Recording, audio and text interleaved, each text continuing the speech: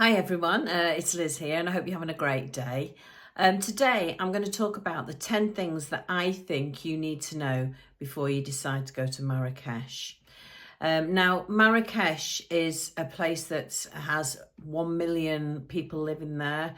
It's a very, very popular destination, prime destination at the moment for people to go on holiday. And we were there last week. So I feel like I've got lots of up-to-date information that people would want to know and help them prepare for their trip to Marrakech.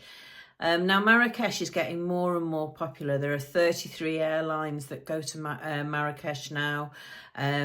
There's people starting up. So, for example, United Airlines last week started up flights direct from New York over to Marrakech. So it really is quite an in place for people to go. And there's loads and loads of different nationalities there. There's lots of things to see, lots of things to do. So it's good actually to just know some of the things that you might come up against or you might face on your journey that's going to make life a lot easier for you. So 10 things that you need to know before you go to Marrakech. So the first thing that I think that you should know about is the airport.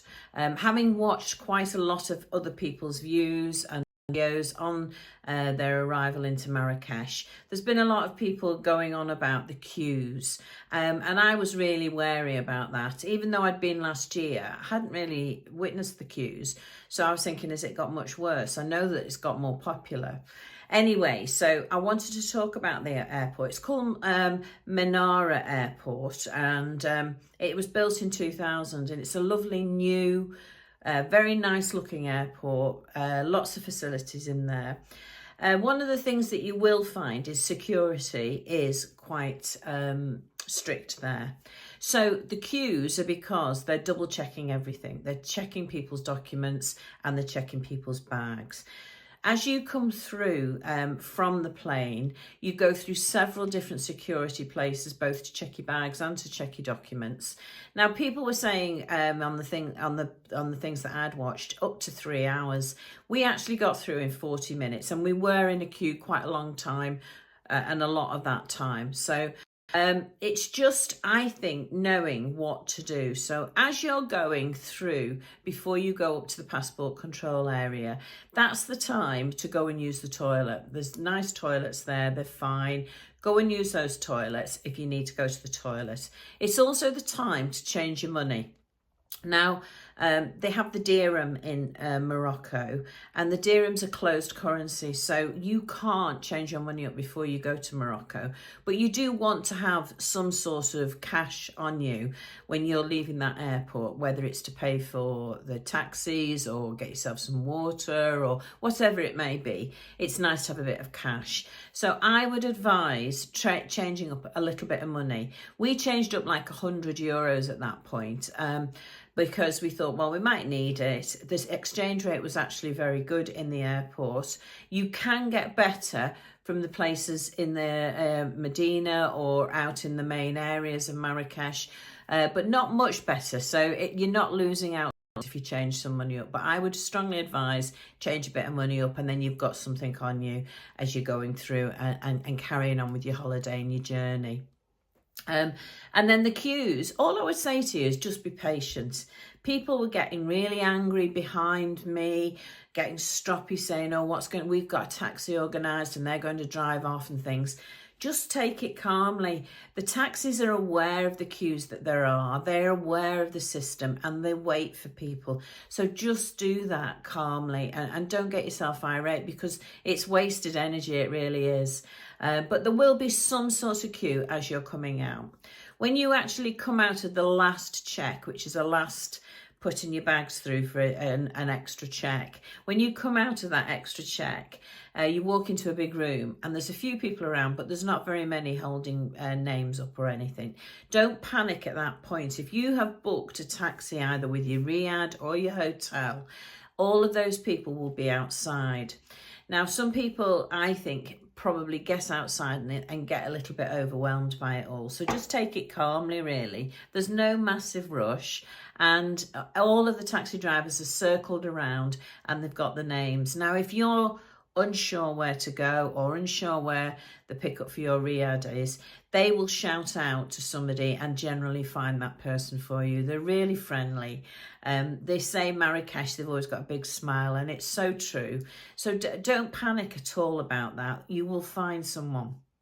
If you haven't got a taxi booked and you're just sort of going your own way, which is what we did last year, just go out of the airport and over to the right hand side, there's a big kiosk and you can order a taxi from there. Taxis tend to be 15 to 20 euro. We paid 15 on this one because the Riad had organised it for us, but I think we paid 20 last year. So that's about the going rate to get you either to the hotel area or to the Medina, which is the old town. But again, I think I would say is, don't distrust them. They're not there to try and hoodwink you, even though people have said, oh, they're always trying to con you and force you into things. Don't distrust them. They are fine, and they will look after you and make sure you're fine. So now, the second thing that it's worth knowing about before you actually book your holiday is the different types of accommodation that you can have over in Marrakech. And there are 4 main types that I've seen. Obviously, the first one is the hotels. Now, the hotels are very new hotels. They're really, really quite plush and have all the facilities that you would want. And they all tend to be in a certain area outside the old town, towards the new town area. And there's some new shopping centres and things like that around where the main hotels are. So if that's the type of holiday that you would like, and particularly if you're going in the summer, they're the ones with the big pools, then you book yourselves a hotel. Now, prices do seem to be a bit more expensive for hotels, but they are very good quality and very good high standards. If you want to do something a little bit more in character with Marrakech and in character with the old town, you've got something called riads. Now, riads can be booked in lots of different places, but where we've booked ours in the past is through booking.com, and you find that the prices for the riads are much cheaper. Now, a riad is a small, it used to either be a house or a grand house, probably, maximum 10 rooms within a riad. And in the centre of a riad, they always have the most beautiful garden areas. Now, they all tend to be down the little alleyways in the Medina, in the old town. So you have to, often the taxi will drop you off and someone from the riad will come and collect you, which is what happened to us this time. Or you make your own way. They give you the directions and you can make your own way through there, or ask anyone where they are and they'll show you where they are. But what's really weird when you approach them is there's just a door. Very nice doors they have there, but just a door. And you think, oh, what on earth am I walking into? But once you've walked through the door, and actually when the door's open, obviously, once you've walked through the open door and then you walk into the riad, you'll see this beautiful courtyard, and off the courtyard there's always generally lots of like living rooms where you can have your breakfast, you can just sit and take in the sights, but everything's very calm, it's cool, it's kept cool because of the plants in the square, and then all the bedrooms tend to be around that area. And what they've done with riads is they've decorated them and put ornaments in that are very typical of Morocco. So you have all this beautiful tiling, all the beautiful flooring, and the stuff around, the lights and the lampshades. It's just amazing. So, I mean, there are our preference because we like to go typical of where the country that we're visiting. But I'll put some pictures on again so that can give you an idea. Some of the riads have little pools at the top so you can cool down, particularly if you're going in the summer months. And our one this year had a hammam spa at the top as well. Again, nothing big, nothing plush, but really, really good. And we did take advantage of using that, and it was lovely. So you pay extra for anything like that, not for the swimming pool, but for the hammam and the spa you do. But you'll find that riads are much more reasonable and quite cheap to pay for. And then they produce their breakfasts all included in the prices generally, and they're very nice as well and very adequate. The other types of accommodation you can get villas out there. Again, the villas are in, I would say, the new area of Marrakech, which it would be 20-30 minutes from the airport. And those villas are like villas anywhere else. You generally get a pool and make yourselves comfortable, and it's all for you really. So you can get villas, and then I would probably say furthest down the ladder is the hostels. Now there are hostels in the Medina, in the old town. I haven't actually been in one, but I imagine they're very similar to the Riads, but perhaps not quite as plush, and you don't get your breakfast and things like that. You might have to share rooms and things if you're prepared to do that. So they're the four main types of accommodation, and all very easy to book. So the third thing I want to tell you about is how Marrakech is made up, because it can be quite confusing if you've never been before.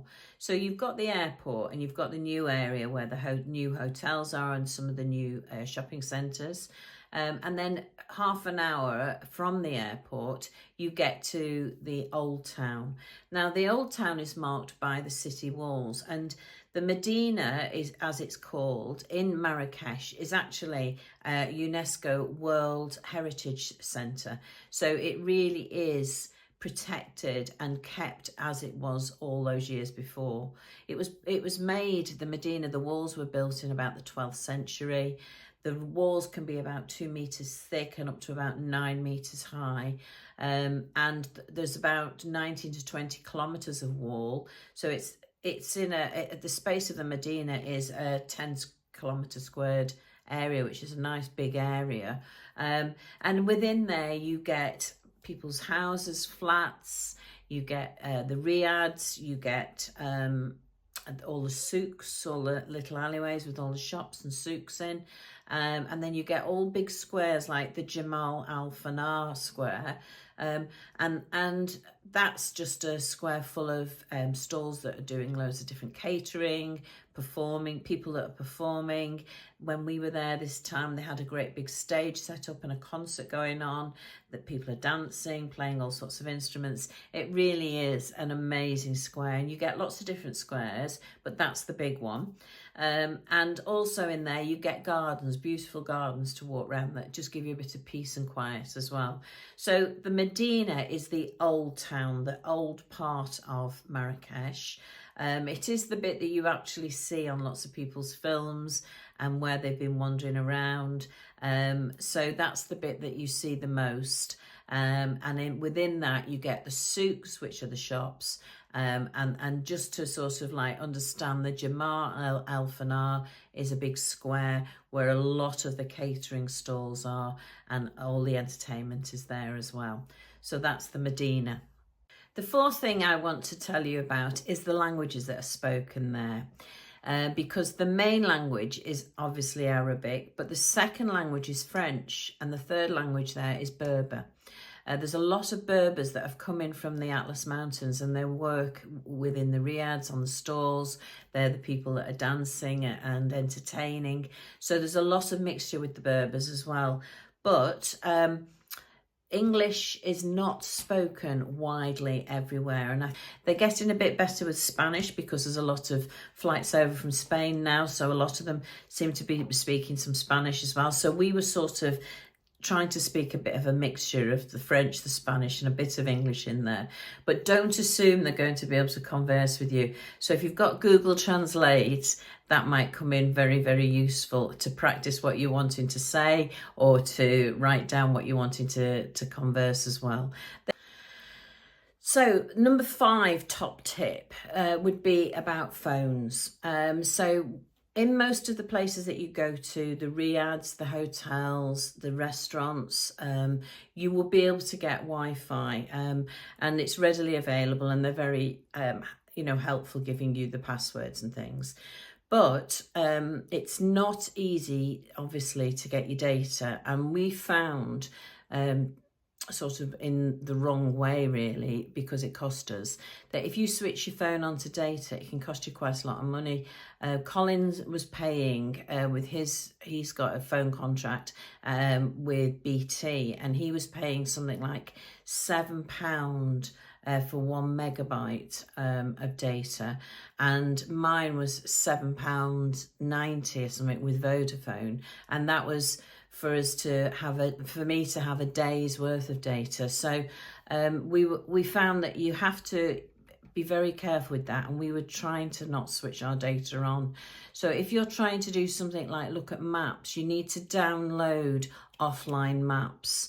If you're going to look for where somewhere is, use the offline map, rather than try and use Google Maps or anything like that, because you don't want to be using all that data. It'll cost you an absolute fortune.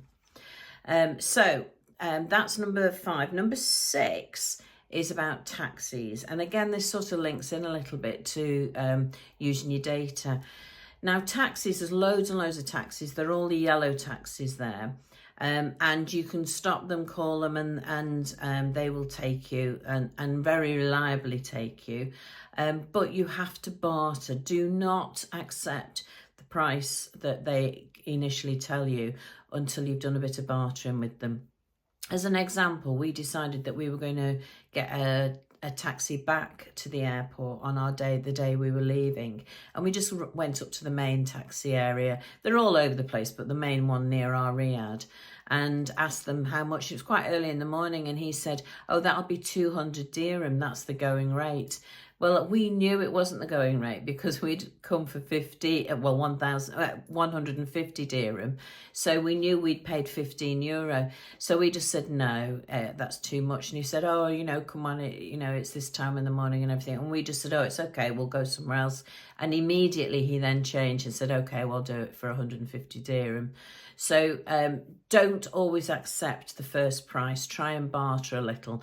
So the number 7 thing that I do want to tell you about is the traffic. So moving on from the taxis to the traffic. Because it's quite a small place, particularly in the Medina, but even the roads outside there, you've got all the cars from the general people that live there. You've got all the taxis.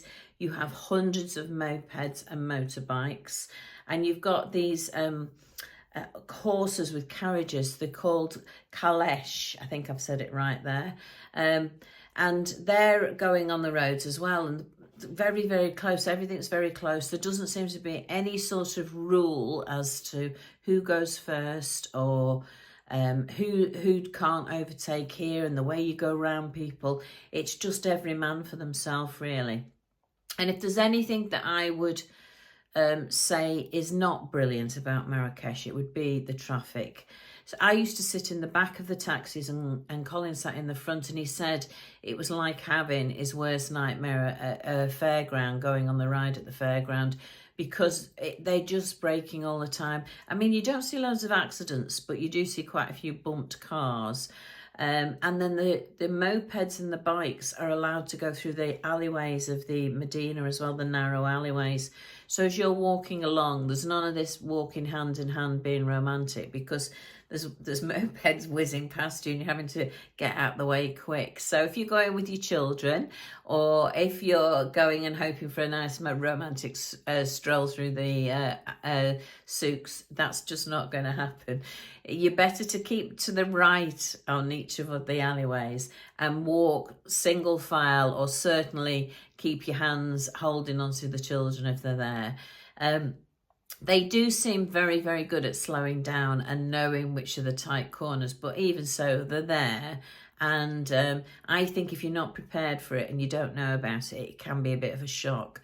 So watch out for your mopeds and your motorbikes, and just close your eyes when you're in a taxi. Tell them where you want to go and close your eyes, because it is wild, it's manic. I've never seen anything like it before. So yeah, one thing that's not brilliant and hopefully will improve with time. So the 8th thing that I want to cover here is something that came up when I was watching all of the vlogs and YouTube for people's advice on Marrakech. I mean, it's about safety. Now, I don't want to argue with people, but I do think that some people have really over exaggerated this. I don't think that there is a problem with safety from everything we've seen, and we've been twice. The people are extremely friendly. They're always like talking to you, shouting to you, but not in a nasty way. They just want to say, where are you from? What you're looking for? They do ask you, would you like to come into my shop? But if you go, no, I'll come back later, or no, thank you very much, they're fine with that. They say, see you later. They ask you to go in the Jamar Al Fanar. They say, will you come and eat in this stall here? And we were just saying, oh, sorry, no, we've already eaten. Because we had to give them a reason why we couldn't go in there. They wanted you to go and try their food. But often a lot of the thing, it's not, there's people trying to earn their living, obviously, by getting their customers in. But it's not forcing you. It's not nasty. They're not violent. We didn't see anything to do with anybody's getting things stolen off them. We, of course, keep our belongings carefully, because we do that wherever we travel. But we never saw anything like that going on. And people were just happy, enjoying themselves, quite laid back. The guys that are in the main square all like a bit of a laugh and a joke with you. But if you say quite firmly, no, I don't want that, thank you, then they take it. They accept it. So all of the scaremongering, I think, that's gone on about safety in Morocco, I just haven't seen it in Marrakech. Maybe it's gone on and I haven't seen it, but I would say I've not heard about it. I've not seen it. Anybody I've met, nobody had that attitude at all. So do not get paranoid about that, because it really is not the issue that I think some people have mentioned before. Okay, number 9 is alcohol. Now, obviously, it's a Muslim country and they don't drink alcohol. So if you are staying in the Old Town, or if you're around the Medina area, you will not find many places that sell alcohol. If you're in a big hotel, or you're going to some of the nice, great big restaurants around that area, then you will be able to buy alcohol. And some of the bars around the square in Jamar Al Fanar, they do sell alcohol. We went on our last night and we had a couple of gin and tonics. I mean, they were €9 each, so I'm not sure whether that's really expensive. It is for us from Spain, but I don't think probably for people from the UK or from America, that is too expensive. I think that's probably the going rate. So if you go to a nice restaurant and you want wine with your meal, they do that, but not in the little restaurants where we were going, where the local food, the tagines were being served and that sort of thing. The little tiny local restaurants, they just don't have any alcohol. Now, another handy hint would be, if you do want to have some alcohol while you are there, pick it up at the duty free. You can get your wine there, you can get your spirits there, and then buy the soft drinks that you can put into it. The soft drinks are everywhere and you can buy those. So if you want to have a few drinks in your riad, in your room, you can do that sitting out. They don't have an objection to that. They just don't sell it to you. But why not try some of the gorgeous stuff that they do? They do wonderful milkshakes, gorgeous juices. There's all these juice places in the market area that are really lovely to try. And obviously one of my big favourites is the mint tea. The mint tea is so refreshing and really enjoyable. So maybe try some of their things that they're offering and selling. But if not, there is an answer. Bring it with you and keep it in your room. Or number 10 is about the excursions and the trips. Because obviously when you go somewhere and you're travelling around and you want to see what it has to offer, there's loads of trips and excursions to be offered. And Marrakech is no different from anywhere else, really. So they have all sorts of things available. You can go into the desert. You can go off to see some of the different places like fairs and all different places that you can travel to and go and visit. You can do balloon rides, camel rides, and then there's all sorts of places within Marrakech that you can go and see. Beautiful Majorelle Gardens, the Secret Garden. There's lots of different things. I'm going to do a whole vlog on all of this stuff that you can do while you're there and give you some prices of things. What I would recommend that you do is, number one, don't try and rush around and do everything in 1 or 2 days, because because it's such a lively city, there's so much going on.